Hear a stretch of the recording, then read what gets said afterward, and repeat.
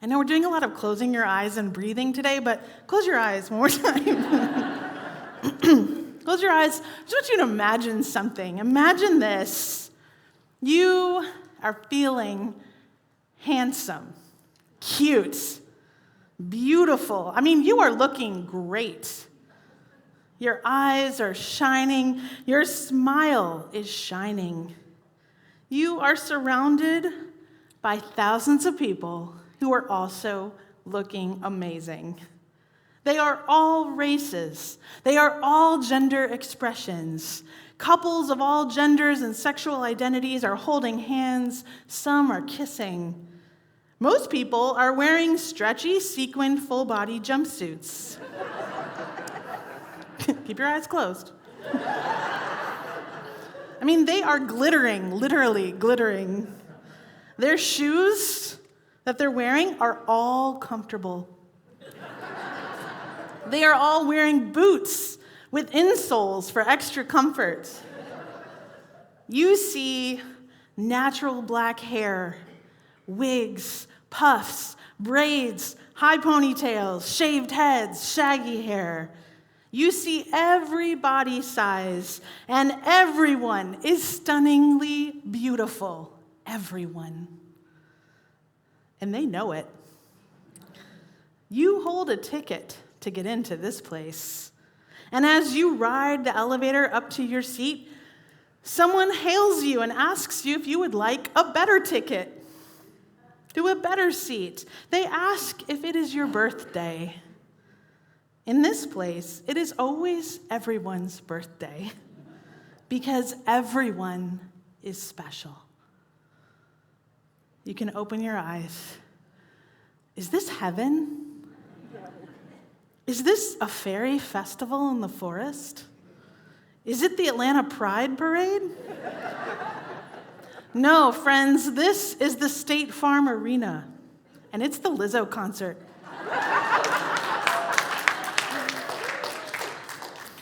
Melissa Vivian Jefferson is a singer, dancer, rapper, and incredible flautist who was born in Detroit, Michigan.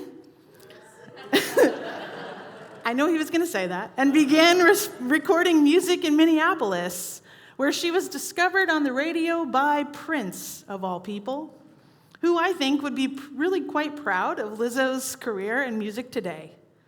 She defies body negativity in every way you could imagine, and her presence is a challenging, liberating presence. I had the opportunity to be at the Lizzo concert, and I was having a religious experience. You know a person can have a religious experience at a concert, right? I mean, perhaps, were any of you at Woodstock? I don't know. Has anyone seen The Who live? Okay. The Grateful Dead? Okay. An incredible symphony concert? I saw a symphony play in Rome at the Colosseum. Amazing. Has anyone seen Pearl Jam? Fleetwood Mac? Okay. Or Prince. Did anyone get to see? Prince's last concert was in Atlanta. Did anyone see Prince? Okay. Wow. So this was like that.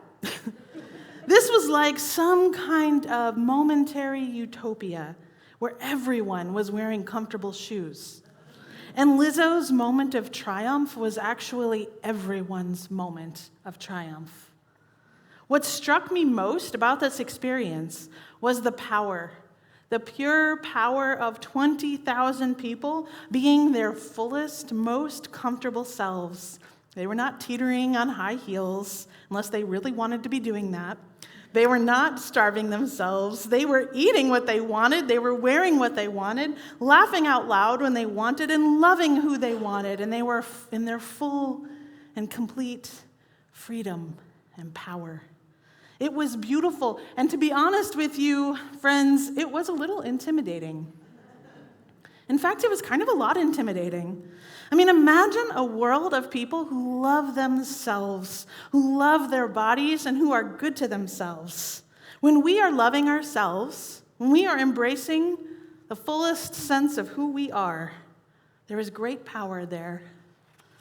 And this is why, back in March of 2020, I introduced the movement prayer to our worship service. And this is why we continued doing the movement prayer every single Sunday throughout the pandemic. You know, what was happening to us was a virus. It was in our bodies. And we were holding our fear and our tension in our bodies. And on top of all of that, our bodies were isolated from one another. I was worried especially about those of us who live alone and how they were faring in the pandemic. Psychotherapist Virginia Satir once said, "We need 4 hugs a day for survival. We need 8 hugs a day for maintenance, and we need 12 hugs a day for growth." Now, some of us were not getting or giving the 4 survival hugs during that time. And I knew that we would need to hug ourselves, to feel the love for ourselves, to make it happen for ourselves. And this week, I was also thinking about post-midterm elections, that it might be nice to love on ourselves a little bit. No matter the outcome, the truth is each election cycle now reopens fresh trauma on an open wound. Feelings of anxiety and powerlessness threaten to overwhelm us, and we vacillate between sticking our heads in the sand or pacing the night away, eyes glued to results as though more information can save us. Well, this year, James, my husband, and I tried something different. On election night, we turned our phones off. It's a big deal. We powered down our laptops. Instead, there were bubble baths, some episodes of a beloved show we'd saved for the occasion, and some good chocolate. We lit calming candles around the house. We went searching for our zen. And the next morning, we awoke centered and hopeful. As we encountered various people throughout the week, we found ourselves in the non-anxious minority. Well, maybe I'll say less anxious minority. And I think it did have something to do with the decision to treat our bodies well. Rather than listen to the noise, we listened to our bodies and felt something healing within us. You see, we have these bodies here. We have our sense of touch. You know, we are in this worship series, Awake Now, My Senses, talking about spiritual awakening and our 5 senses, or maybe even 6, as the key to that. And we have our sense of touch. This connects us to the world, to the sharp edges, and to the soft, nurturing comforts. This connects us to the chill and the heat, to pain and to pleasure. Our bodies are holy. I'm not even talking about body positivity. I'm definitely not talking about body negativity. I am talking about a concept, it's rather new, called body neutrality. This is what I hope my partner and I are teaching our children, that bodies are amazing for what they can do. I mean, some bodies can run a marathon. Some bodies can birth a baby. Other bodies can provide warm and soft comfort to someone in need. Amazing. Other bodies can cook delicious food. Other bodies can change a tire. Incredible. They can perform a beautiful dance that we saw today. Some can shoot a basketball from the half-court line. Some bodies can bend to pick a beautiful bouquet of flowers. Other bodies can adapt to a cane and learn to shift their balance differently. Bodies can break a bone and then heal that bone again. Some bodies have trouble moving on land, but then can glide gracefully through water. It's amazing. A body can be on a ventilator for days and then recover full breath again. Bodies can accomplish such amazing feats. Our bodies simply are, and the fact of them is a miracle. This message is for you. This message is for me. This is for all of us. You are a beautiful and powerful creation, just as you are. Not you with 10 or 20 less pounds. Not you with bigger muscles, more muscle mass. Not you with less hair on your body or more hair on your head. Not you if you could only change this one thing. No. You, right now, today, you are a miracle. You are lovable, not if there were any less of you. Thinking back about that Lizzo concert, what I remembered is that there was more encouragement. There was encouragement to be more, to be louder, to be prouder, to be more gay, to be more whatever you are, to be more shiny. You are wonderful. We love you. We want more of you. But we are so often harsh with ourselves and hard on ourselves. We struggle to feel good. We feel shame. We feel shame sometimes about feeling good. We feel shame around our bodies, men and women alike, all people. But liberation, true liberation, requires us to rethink our desires and even our concepts of what is healthy and what is beautiful. I remember being raised by a mother who simply did not have time to focus on fashion, grooming, or style. I mean, there was too much to do. She was raising 3 daughters and a son, and if we ever started to focus too much on our appearance, well, we would just be dismissed. There was too much to do. I mean, there were amazing books to be read. There was so much to learn that we didn't know. We also had to fight for equal rights for women. We had to write letters to political prisoners in South America. We had to protest against police brutality. We had to prepare food for the homeless and hungry. We had to go to the peace demonstration and still get dinner on the table. And you want to talk about how to shave your legs? Ridiculous. And then later in life, being introduced to third wave feminism and realizing, well, we could find liberation maybe in polishing our nails or wearing corsets even. I mean, there were some corsets at the Lizzo concert. Whatever made us feel beautiful to ourselves. So my question is, what makes you feel handsome? What makes you feel beautiful in your power? Do you treat yourself as an honored guest in your own home?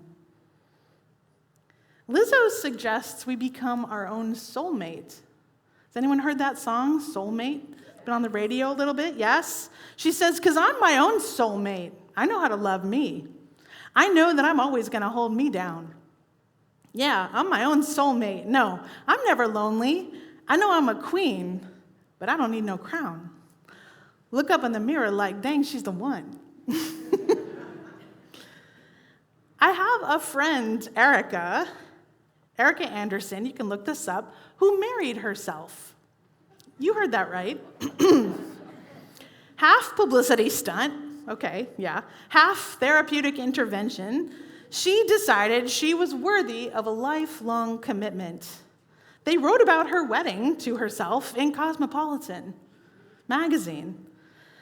Divorced at age 30 and tired of dating in New York, Erica decided that what she really needed was to love herself. Rather than feeling like she needed to seek out her other half, she could just become whole. So she sent out invitations, gathered her friends on a rooftop in Brooklyn, had a registry, yeah. And she said her vows. Marrying yourself, she said, is a way to commit to your dreams. It helps you go for the life you want if your life hasn't fulfilled the storybook requirements. Erica's friend and wedding guest, Sammy, who had never heard of self-marriage before, was surprised by how emotional the ceremony felt. I think each and every one of us wedding guests had a moment of introspection, Sammy said, wondering if we had been kind enough to ourselves lately, if we would say yes to ourselves if we proposed, if we would be willing to commit ourselves to ourselves through the good times and the bad. Erica said her vows in front of the crowd. They were a Deepak Chopra quote. "You fit into a plan that cannot be imagined in advance. It has no rigid guidelines, no fixed boundaries, and no predictable outcome." And they all cheered when she said her vows. And in the years since her wedding, Erica has truly committed to herself, she says, fixing up her apartment, traveling, working on her book. And when people ask if she's married, she says yes and introduces people to her other half. For so many years, people had been telling me I was a great catch, she says. I finally caught myself. And I was thinking that today might be a good day to renew our vows to ourselves. And so I wanted to invite you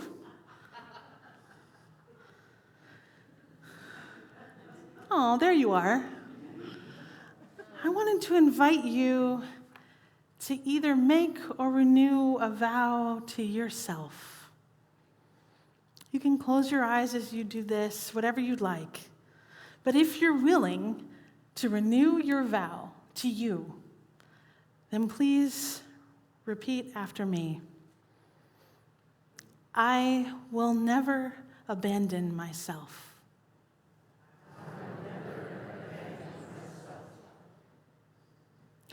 I promise to ask for help when I am suffering.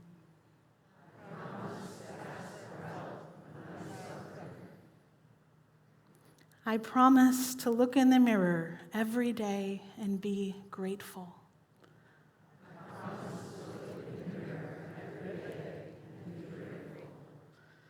I promise to give myself the incredible life I long for. I promise to give myself the incredible life I long for. Blessings upon your vows. May it be so for each of you. It's always been you. You are the one for you. Adrienne Marie Brown says, "Pleasure is the point. Feeling good is not frivolous, not in this world. It is freedom."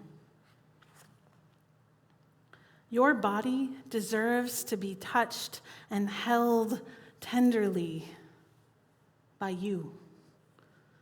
We were created not just for work, but for pleasure, to feel ourselves alive upon the earth and to rejoice in that feeling. Growing up a Unitarian Universalist, I sat through the earlier iteration of the Our Whole Lives curriculum that we teach today. And in that course, I learned that fully consensual sex is sacred, and sex with yourself is sacred and safe. Now just imagine a world full of adults who were raised on that value at church. A religious value of self-love as a sacred act. Raised with a full understanding of what separates exploitative sex from healthy consensual sex, and then teaches everything a young person would want to know about consensual sex. It would be a less broken world. It would be a more healed world. A world full of responsible adults who love themselves well, who can handle conversations about boundaries, conversations about accountability, trust, covenant. It would be a world full of people who would be in their own bodily power, loving themselves, not judging themselves, and then less likely to judge others or to shame others for their bodies. We have been through so much trauma, isolation, stress, fear, anxiety, covering us like the scratchiest blankets. Let us remember to be good to ourselves, to not create a barrier to access, to pleasure. Let us take some time to be good to our bodies without infringing on anyone else's bodies. You know that golden rule, love thy neighbor as thyself. Well, here's the truth. You cannot love your neighbor unless you love yourself. I'm going to say it again. You cannot love your neighbor unless you love yourself. Amen? Amen. So go and love yourself. Church, congregation, treat yourself as an honored guest in your own home. The work of caring for others, the work of serving the world, it'll always be there. It will always be there. Put it down just for a moment. Because you are your own knight in shining armor. You are your own damsel awaiting her rescue. You are the rescuer. So do that thing that nurtures you so you can feel yourself in your full power, your full potential, so that the love you access for yourself spills out unto everyone around you, and then everyone around them, and on until we are all loving, liberated, nourished, and nurtured until we are each finally free. Amen.